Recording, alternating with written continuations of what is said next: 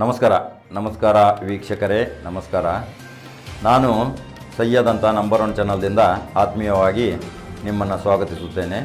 ನೋಡಿ, ಕರ್ನಾಟಕ ರಾಜ್ಯದಲ್ಲಿ ಪ್ರಮುಖ ಸ್ಥಾನ ಬೆಂಗಳೂರು ರಾಜಧಾನಿಯಲ್ಲಿ ಇರುವಂಥ ವಿಧಾನಸೌಧದ ಬಗ್ಗೆ ಇವತ್ತು ನಾನು ಹೇಳಬಯಸುತ್ತೇನೆ.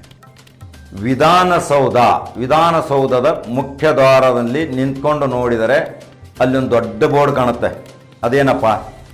ಸರ್ಕಾರಿ ಕೆಲಸ, ದೇವರ ಕೆಲಸ. ವಿಧಾನಸೌಧ ಅಂದ ತಕ್ಷಣ ನಾವು ಕೈ ಮುಗಿದು ಒಳಗೆ ಬಾ, ಇದು ದೇವರ ಕೆಲಸ ಅಂತ ನಾವು ತಿಳ್ಕೊತೀವಿ. ಆದರೆ ಅಲ್ಲಿ ವಿಧಾನಸೌಧದಲ್ಲಿ ನಡೆಯುತ್ತಿರುವಂಥ ಕರಾಳ ಕೃತ್ಯಗಳನ್ನು ನಾನು ಇವತ್ತು ಹೇಳಿ ಬಯಸ್ತೇನೆ. ಎಷ್ಟೋ ಕರ್ನಾಟಕ ರಾಜ್ಯದ ಪ್ರತಿಯೊಂದು ಜಿಲ್ಲೆಯಿಂದ ಬಂದು ಕಣ್ಣೀರು ಸುರಿಸಿದರೂ ಯಾವ ಕೆಲಸಗಳು ಅಲ್ಲಿ ಆಗೋಲ್ಲ. ಅಲ್ಲಿರುವಂಥ ಭ್ರಷ್ಟ ವ್ಯವಸ್ಥೆ, ಅಲ್ಲಿರುವಂಥ ಅಧಿಕಾರಿಗಳ ವ್ಯವಸ್ಥೆ, ಅಲ್ಲಿರುವಂಥ ಹೊರಗುತ್ತಿಗೆದಾರ ನೌಕರರ ಕರಾಳ ಮುಖಗಳು ನೋಡಬೇಕಲ್ಲಿ. ಯಾಕಂದರೆ ಈ ವಿಧಾನಸೌಧದಲ್ಲಿ ನಾನು ಕಳೆದ 25 ವರ್ಷಗಳಿಂದ ನಿರಂತರ ಪ್ರತಿ ಇಲಾಖೆಗಳ ಕೊಠಡಿಯಲ್ಲಿ ಹೋದರೂ ಸಹಿತ ಲಂಚ ಬಾಕತನ. ಪ್ರತಿಯೊಂದು ಟೇಬಲ್ ಟು ಟೇಬಲ್ ಇಂತಿಷ್ಟು ದುಡ್ಡು ಕೊಟ್ಟರೆ ಎಲ್ಲ ಕೆಲಸ ಆಗೋದು. ಪಾಪ ಕೆಂಗಲ್ ಹನುಮಂತಯ್ಯ ಅವರು ಇಷ್ಟೊಂದು ಬೃಹತಾಕಾರದಲ್ಲಿ ನಮ್ಮ ರಾಜ್ಯದ ಒಂದು ಮುಕುಟ ಕಿರೀಟ ಅಂತ ಒಂದು ದೊಡ್ಡ ವಿಧಾನಸೌಧವನ್ನು ಕಟ್ಟಿಸಿದರು. ಅಂಥ ಕಟ್ಟಡ ಕಟ್ಟಲಿಕ್ಕೆ ಆಗೋಲ್ಲ ಬಿಡಿ ಯಾರಿಗಾದರೂ. ಮೊದಲು ಆನಂದರಾವ್ ಸರ್ಕಲ್ದಲ್ಲಿ ನಮ್ಮ ಮೊದಲ ವಿಧಾನಸೌಧ ಇತ್ತು ಒಂದು, ಅದು ಈಗ ಟೂರಿಸ್ಟ್ ಹೋಟೆಲ್ ಆಗಿಬಿಟ್ಟಿದೆ. ಅಲ್ಲಿ ನಿಜಲಿಂಗಪ್ಪ ಅವರು ಇಂಥವರೆಲ್ಲ ಅಧಿವೇಶನ ಮಾಡ್ತಿದ್ರು. ಚಿಕ್ಕಪುಟ್ಟು ಅವಾಗ ಅಷ್ಟೇ ಆ ಕಾಲದ ಜನ. ಇವರಿನ ಕೆಂಗಲ್ ಹನುಮಂತಯ್ಯವರು ಪಾಪ ಒಳ್ಳೆಯದೊಂದು ಕಟ್ಟಡ ಆಗಬೇಕು, ಎಲ್ರಿಗೊಂದು ವ್ಯವಸ್ಥೆ ಆಗಬೇಕು ಅನ್ನೋ ಭಾವನೆಯಿಂದ ಕಟ್ಟಿದ್ರು. ಆದರೆ ಅಲ್ಲಿ ಪ್ರತಿ ಕರ್ನಾಟಕ ರಾಜ್ಯದಿಂದ ಪ್ರತಿ ಜಿಲ್ಲೆಯ ಜನರನ್ನು ನಾವು ಕಾಣ್ಬೋದಲ್ಲಿ. ನೋಡಿ, ಒಳಗಡೆ ಹೋಗೋದಾದ್ರೇ ದ್ವಾರಪಾಲಕರ ಪ್ರವೇಶ ಇಲ್ಲ. ಎಷ್ಟೊಂದು ಕಠಿಣ ವ್ಯವಸ್ಥೆ. ತನ್ನ ಅಹವಾಲನ್ನು ಕೇಳುವಂಥ ಪರಿಸ್ಥಿತಿಯಲ್ಲೂ ಇರೋಲ್ಲ. ಬಿಡಿ, ವಿಧಾನಸೌಧಕ್ಕೆ ಯಾಕೆ ಬರ್ತಾರೆ? ಏನು ಹರಟೆ ಹೊಡ್ಲಿಕ್ಕೆ ಬರ್ತಾರಾ? ಏನು ಅಲ್ಲಿ ಓಡಾಡ್ಲಿಕ್ಕೆ ಬರ್ತಾರಾ? ಕೆಲವು ಸಮಸ್ಯೆಗಳನ್ನು ಲಿಖಿತವಾಗಿ ಕೈಯಲ್ಲಿರುತ್ತೆ. ಯಾರೋ ಮಂತ್ರಿ, ಶಾಸಕರು ಶಿಫಾರಸು ಮಾಡಿದ ಪತ್ರಗಳು ಇರ್ತವೆ. ಒಳಗಡೆ ಹೋಗೋದಾದರೆ ಭಾಳ ಎನ್ಕ್ವೈರಿ ಮಾಡ್ತಾರೆ, ಬಿಡಲ್ಲ. ಮಾಡಲಿ ಎನ್ಕ್ವೈರಿ, ಅವರು ಡಿಟೆಕ್ಟರ್ ಮಷಿನ್ ಇದೆ, ಲೋಹ ಶೋಧಕ ಯಂತ್ರಗಳಿವೆ, ಅದೆಲ್ಲ ಚೆಕ್ ಮಾಡ್ಕೊಂಡ್ರೆ ಆ ಮನುಷ್ಯನಿಗೆ, ಜನಸಾಮಾನ್ಯ ವ್ಯಕ್ತಿಗೆ ಆ ಸಂಬಂಧಪಟ್ಟ ಇಲಾಖೆಗೆ ಹೋಗಿ ಅಲ್ಲಿ ತನ್ನ ಅಹವಾಲನ್ನು ಮುಟ್ಟಿಸಲಿಕ್ಕೆ ಅವನಿಗೆ ಅವಕಾಶ ವಂಚಿತವಾಗಿದೆ. ಅದಕ್ಕೆ ಈ ಬಂದಂಥ ಸರ್ಕಾರ ಇದಕ್ಕೊಂದು ಗೊತ್ತುವಳಿ ಸ್ವೀಕರಿಸಬೇಕು. ಏನಂತ, ಒಂದು ಕ್ಯಾಬಿನೆಟ್ ಮೀಟಿಂಗ್ದಲ್ಲಿ ಮುಕ್ತ ಸಂಚಾರ ಇಡಲಿ. ಮುಕ್ತ ಸಂಚಾರದಲ್ಲಿ ಯಾವುದೇ ತಪಾಸಣೆಗೊಳಗಾದ್ರೂ ಪರವಾಗಿಲ್ಲ, ತಪಾಸಣೆ ಮಾಡ್ಕೊಳ್ಳಿ. ಪ್ರತಿಯೊಬ್ಬರಿಗೂ ಒಂದು ವೇಳೆ ಫಿಕ್ಸ್ ಮಾಡಿಕೊಂಡು ಅಲ್ಲಿ ಬಿಟ್ಕೊಂಡ್ಬಿಟ್ರೆ ಅಲ್ಲಿರೋ ಅಧಿಕಾರಿಗಳು ಸಿಗ್ತಾರೆ. 3 ಗಂಟೆ 30 ನಿಮಿಷಕ್ಕೆ ಒಳಗಡೆ ಬಿಡ್ತಾರೆ ಸಾಯಂಕಾಲ. ಅಲ್ಲಿ ಯಾರೂ ಇರೋಲ್ಲ ಸೆಕ್ರೆಟರಿಯಲ್ಲಿ. ಇಂಥ ಒಂದು ಪರಿಸ್ಥಿತಿ ಆಗಿಬಿಟ್ಟಿದೆ. ಯಾಕೆಂದರೆ ಕೆಲವೊಂದು ಅಭಿವೃದ್ಧಿ ಯೋಜನೆಗಳಿಗೆ ಸಲುವಾಗಿ ಹೋಗಿರ್ತಾರೆ, ಯಾರೋ ಮಂತ್ರಿ ಶಾಸಕರನ್ನ ಕಾಣಲಿಕ್ಕೆ ಹೋಗಿರ್ತಾರೆ, ದೊಡ್ಡ ಅಧಿಕಾರಿಗಳನ್ನ ಕಾಣಲಿಕ್ಕೆ ಹೋಗಿರ್ತಾರೆ. ಪ್ರಿನ್ಸಿಪಲ್ ಸೆಕ್ರೆಟರಿ ಅವರು ಇರೋದು ಬೆಂಗಳೂರಲ್ಲಿ, ಅಡಿಷನಲ್ ಸೆಕ್ರೆಟರಿ ಇರೋದು ಬೆಂಗಳೂರಿನಲ್ಲಿ, ಕಮಿಷನರ್ ಇರೋದು ಬೆಂಗಳೂರಲ್ಲಿ. ಪ್ರತಿಯೊಂದಕ್ಕೂ ಬೆಂಗಳೂರಿಗೆ ಹೋಗಬೇಕಾಗತ್ತೆ. ಈ ಬೆಂಗಳೂರಿಗೆ ಹೋಗಿ ಕಾಲ ಸಮಯ ವ್ಯರ್ಥ ಮಾಡಿ ನಾವು ನಮ್ಮ ಕೆಲಸ ಆಗಲಿಲ್ಲ ಅಂದರೆ ಎಷ್ಟೊಂದು ತೊಂದರೆ ಹೇಳಿ. ಎಷ್ಟೋ ನೋಡಿದ್ದೀನಿ ನಾನು. ಪೆನ್ಷನ್ದಾರರು, ನಿವೃತ್ತ ನೌಕರರು, ತಮ್ಮ ಅಹವಾಲುಗಳು, ರೈತಾಪಿ ಜನರು, ಪ್ರತಿಯೊಂದು ವ್ಯಾಪಾರಿಗಳು ತಮ್ಮ ಯಾವುದೇ ಕೆಲಸಗಳನ್ನು ಆಗಬೇಕಾದ್ರೆ ಬೆಂಗಳೂರಿಗೆ ಬರಬೇಕು. ಈ ಬೆಂಗಳೂರು ಬರೋದನ್ನು ತಪ್ಪಿಸ್ಲಿಕ್ಕೆ ಏನಪ್ಪ ಅಂದರೆ, ನಾವು 500 ಕೋಟಿ ರೂಪಾಯಿ ಖರ್ಚು ಮಾಡಿದರು ಇಲ್ಲಿ. ಎಲ್ಲಿ? ಬೆಳಗಾವಿಯಲ್ಲಿ ಸುವರ್ಣಸೌಧ ಕಟ್ಟಿಸಿದ್ರು. ನಮ್ಮದೊಂದು ನಂಬರ್ 1 ಚಾನಲ್ದಿಂದ ಇದು ಮೊದಲಿಂದನೂ ಅಭಿಯಾನ. ನಾನು ಪ್ರಿಂಟ್ ಮೀಡಿಯಾದಲ್ಲಿ ಇದ್ದಾಗೂ ಅಭಿಯಾನ ನಂದು. ನಾನು ಕೊನೆಗೊಂದು ಮಾತು ಹೇಳಿಬಿಟ್ಟೆ, ನಿಮಗೆ ಅಲ್ಲಿಯ ಸರ್ಕಾರಿ ಅಧಿಕಾರಿಗಳನ್ನ ಇಲ್ಲಿ ಸ್ಥಳಾಂತರಗೊಳಿಸಲಿಕ್ಕೆ ಆಗಲಿಲ್ಲ ಅಂದರೆ ನಮಗೆ ಪ್ರತ್ಯೇಕ ರಾಜ್ಯನೇ ಕೊಟ್ಬಿಡಿ. ನಮ್ಮವರೇ ಯಾರಾದರೂ ಉತ್ತರ ಕರ್ನಾಟಕದವರು ಮುಖ್ಯಮಂತ್ರಿ ಆಗ್ತಾರೆ, ನಮ್ಮ ಕೆಲಸಗಳನ್ನು ನಾವು ಮಾಡ್ಕೋತೀವಿ.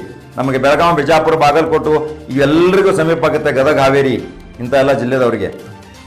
ಆದರೆ ಈ ಅಖಂಡ ಕರ್ನಾಟಕ ಪ್ರತ್ಯೇಕ ಆಗಬಾರ್ದು ಅನ್ನೋ ಮನೋಭಾವನೆಯಿಂದ ನಾವು ಎಷ್ಟೋ ಸಾರಿ ಮುಖ್ಯಮಂತ್ರಿಗಳಿಗೆ ಲಿಖಿತವಾಗಿ ನಾನು ಮನವಿ ಸಲ್ಲಿಸಿದ್ರು ಸಹಿತ ಇನ್ನೂವರೆಗೆ ಆ ಸುವರ್ಣಸೌಧ ಹೇಗಿದೆ ಹಾಗಿದೆ. ಪ್ರತಿ ವರ್ಷಕ್ಕೆ ಕೋಟ್ಯಾಂತರ ರೂಪಾಯಿ ಅದರ ಮೇಂಟೆನೆನ್ಸ್ ಇದೆ, ಸ್ವಚ್ಛತೆ ಮಾಡೋಕ್ಕೋಸ್ಕರ. ವರ್ಷಕ್ಕೆ 10 ದಿನ ಅಲ್ಲಿ ಅಧಿವೇಶನ ನಡೆಯುತ್ತೆ. ಅಧಿವೇಶನ 10 ದಿನ ನಡೆಯೋಕ್ಕೋಸ್ಕರ ಅಷ್ಟೊಂದು ಖರ್ಚು ಮಾಡಿ ಕಟ್ಟೋದು ಅವಶ್ಯಕತೆ ಏನಿತ್ತು? ಅಡಿಷನಲ್ ಸೆಕ್ರೆಟರಿ ಅವರು, ಅಪರ್ ಸೆಕ್ರೆಟರಿ ಅವರು, ಇಂಥವೆಲ್ಲ ಅಧಿಕಾರಿಗಳನ್ನ ತಂದಲ್ಲಿ ಇಟ್ಕೊಂಡ್ಬಿಟ್ರೆ ಸಂಬಂಧಪಟ್ಟ 10-15 ಜಿಲ್ಲೆದವರು ಬೆಂಗಳೂರಿಗೆ ಬರೋದು ಅವಶ್ಯಕತೆ ಇಲ್ಲಪ್ಪ. ಹೈಕೋರ್ಟ್ಗಾಗಿ ನೋಡಿ, ಕರ್ನಾಟಕ ಹೈಕೋರ್ಟ್ ಧಾರವಾಡ ಆಗಬೇಕಾದ್ರೆ ಎಷ್ಟೊಂದು ಹೋರಾಟ ಆಯಿತು. ಆ ಬಿಡಿ ಹಿರೇಮಠ ಅವರು ಕೆಲವರು ಉಪವಾಸ ಸತ್ಯಾಗ್ರಹ ಬಿಟ್ಟರು. ಎಷ್ಟೋ ವರ್ಷಗಳಿಂದ ಹೋರಾಟ ಮಾಡಿದರು. ತಮ್ಮ ದಾಡಿ ಕೂದಲನ್ನು ಸಹಿತ ತೆಗೀಲಿಕ್ಕೆ ಹೋಗಲಿಲ್ಲ ಅವರು. ಅದು ಹೈಕೋರ್ಟ್ ಆದೇಶ ಆಗುವವರೆಗೆ ನನ್ನ ಕೂದಲನ್ನು ತೆಗೆಯೋದಿಲ್ಲ ಅಂತ ಪ್ರತಿಜ್ಞೆ ಮಾಡಿದರು. ಕೊನೆಗೆ ಅವರ ಆಸೆ ನೆರವೇರಿತು. ಕೊನೆಗೆ ಎಲ್ಲ ನ್ಯಾಯವಾದಿಗಳಿಗೆ, ಪಕ್ಷಗಾರರಿಗೆ ಧಾರವಾಡ ಹೈಕೋರ್ಟ್ ಎರಡು ಸಮೀಪ ಆಯ್ತು ನೋಡಿ. ಹೋರಾಟ ಮುಖಾಂತರನೇ ಮಾಡಿದರೆ ಕೊಡ್ತಾರಂದರೆ, ಬೆಂಗಳೂರಲ್ಲಿ ಒಂದು ದೊಡ್ಡ ಲಾಬಿ ಇದೆ. ಏನು ಆ ಲಾಬಿ ಪ್ರಕಾರ ಆ ಹೋಟೆಲು, ಬಿಸ್ನೆಸ್ಸು, ಉಪಹಾರಗೃಹಗಳು ಇಂಥವೆಲ್ಲರದ್ದು ಲಾಬಿ ಮುಖಾಂತರ ಉತ್ತರ ಕರ್ನಾಟಕ ಸಪ್ರೇಟಾಗಿ ಎಲ್ಲ ಅಧಿಕಾರಿಗಳು ಆ ಕಡೆ ಹೋಗಿಬಿಟ್ರೆ ನಮ್ಮ ವಸತಿ ಗೃಹಗಳೆಲ್ಲ ಖಾಲಿ ಆಗ್ತವೆ. ಆ ವಸತಿ ಗೃಹಗಳಿಂದ ಆದಾಯ ನಮಗೆ ಬರೋಲ್ಲ. ಅದು ಏನು ಬಿಟ್ಟಿದ್ದು, ಈಗ ದೊಡ್ಡ ವಿಸ್ತಾರ ಆಗ್ತಾ ಇದೆಯಲ್ಲ, ಅದನ್ನು ಮಾಡಬೇಕು ಸರ್ಕಾರ.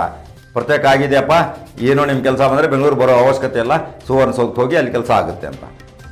ಇಂಥ ಒಂದು ಪರಿಸ್ಥಿತಿಯಲ್ಲಿ ನಾವು ಸಾವಿರಾರು ರೂಪಾಯಿ ಖರ್ಚು ಮಾಡ್ಕೊಂಡು ಬೆಂಗಳೂರಿಗೆ ಹೋಗೋದು ತಪ್ಪಿಸ್ಬೇಕು.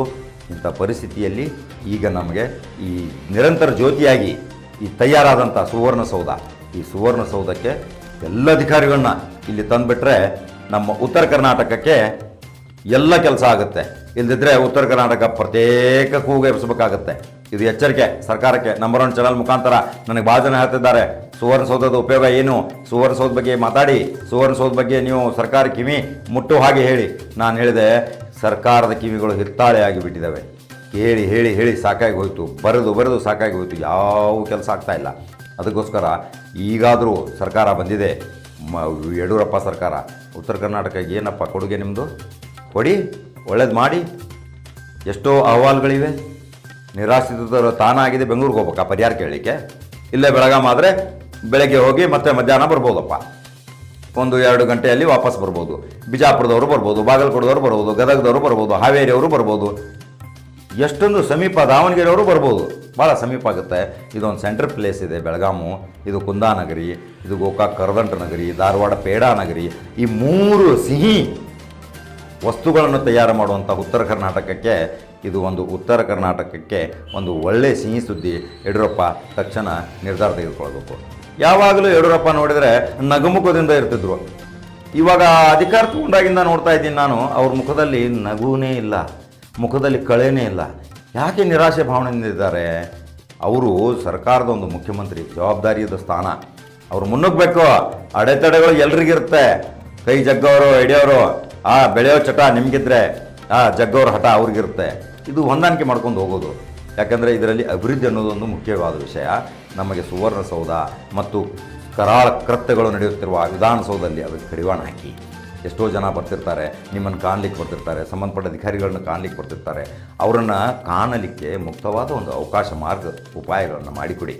ಅಂದರೆ ನಮ್ಮ ಸರ್ಕಾರಪ್ಪ, ನಮ್ಮದೊಂದು ವಿಧಾನಸೌಧಪ್ಪ, ನಮ್ಮದೊಂದು ಇದು ಹೈಕೋರ್ಟಪ್ಪ, ನಮ್ಮದೊಂದು ಒಂದು ಉದ್ಯಾನ, ಇದು ಲಾಲ್ಬಾಗು, ನಮ್ಮದನ್ನು ಮನೋಭಾವನೆ ಬರುತ್ತೆ. ಅಲ್ಲಿ ನಮಗೆ ಪ್ರವೇಶನೇ ನಿಷೇಧ ಆದರೆ ಅಲ್ಲಿ ಎಷ್ಟೊಂದು ನಮಗೆ ನೋವಾಗುತ್ತೆ ಹೇಳಿ ನೋಡೋಣ. ಅದಕ್ಕೋಸ್ಕರ ಎಷ್ಟೋ ಸಾವಿರಾರು ಜನ ಬರ್ತಾರೆ. ಆನಂದರಾವ್ ಸರ್ಕಲ್ಲು, ಮ್ಯಾಜೆಸ್ಟಿಕ್ಕು, ಗಾಂಧಿನಗರು, ಈ ಶೇಷಾದ್ರಿಪುರದಲ್ಲಿ ಎಲ್ಲರೂ ನಮ್ಮ ಉತ್ತರ ಕರ್ನಾಟಕದವರೇ. ಕನಿಷ್ಠ ಇಲ್ಲಂದ್ರೂ ಸಾವಿರಾರು ವಸತಿ ಗೃಹಗಳಿವೆ, ಎಲ್ಲವೂ ಭರ್ತಿಯಾಗಿರುತ್ತವೆ. ಆ ಭರ್ತಿಯಾದಂಥ ಕೋಟ್ಯಾಂತರ ರೂಪಾಯಿ ದುಡ್ಡು ಅಲ್ಲಿ, ಅದನ್ನು ಸಮಯ ವ್ಯರ್ಥ ದುಡ್ಡು. ಆ ವ್ಯರ್ಥ ದುಡ್ಡನ್ನು ಅದೇ ನಮ್ಮ ಸುವರ್ಣಸೌಧದಲ್ಲಿ ಆ ಅಧಿಕಾರಿಗಳನ್ನ ಇಲ್ಲಿ ವರ್ಗಾವಣೆ ಮಾಡಿಬಿಟ್ರೆ, ಆ ಶಿಫ್ಟ್ ಮಾಡಿಬಿಟ್ರೆ, ಅಲ್ಲಿಯೇ ಅಧಿಕಾರಿಗಳನ್ನ ತಂದು ಇಲ್ಲಿ ಇಟ್ಬಿಟ್ರೆ, ನಮ್ಮ ಅಹವಾಲ ಕೇಳಿದರೆ ಎಲ್ಲ ನಮ್ಮ ಸಮಸ್ಯೆಗಳು ಪರಿಹಾರ ಆಗುತ್ತೆ. ಇದಕ್ಕೋಸ್ಕರ ನಮ್ಮ ನಂಬರ್ 1 ಚಾನಲ್ ಅಭಿಯಾನ ಪ್ರಾರಂಭಿಸಿದ್ದೀವಿ. ಈ ಅಭಿಯಾನಕ್ಕೂ ತಾವು ಕೈ ಜೋಡಿಸ್ತಿರೋದು ನಾನು ನಂಬಿದ್ದೇನೆ. ದೃಢ ನಿರ್ಧಾರ ನನ್ನಲ್ಲಿದೆ, ಶಕ್ತಿ ನಿಮ್ಮಲ್ಲಿದೆ. ನೀವು ಬೆಂಬಲಿಸಿದರೆ ನಾನು ಮುನ್ನುಗ್ತೀನಿ. ನೀವು ಎಲ್ಲರೂ ಕೂಡಿ ಒಕ್ಕಟ್ಟಾಗಿ ಬಂದರೆ ಒಂದು ಇದಕ್ಕೆ ಮಾರ್ಗೋಪಾಯ ನಿಶ್ಚಿತ ಇದೆ. ಪಕ್ಷ ಭೇದ ಜಾತಿ ನಮ್ಮಲ್ಲಿ ಯಾವುದೂ ಇಲ್ಲ. ಈ ಚಾನಲು ಒಂದು ಒಳ್ಳೆಯ ಅಭಿವೃದ್ಧಿಗಾಗಿ ನಾನು ಮಾಡ್ತಾಯಿದ್ದೀನಿ. ದಯವಿಟ್ಟು ಇದಕ್ಕೆ ಎಲ್ಲರೂ ಕೈ ಜೋಡಿಸಿ.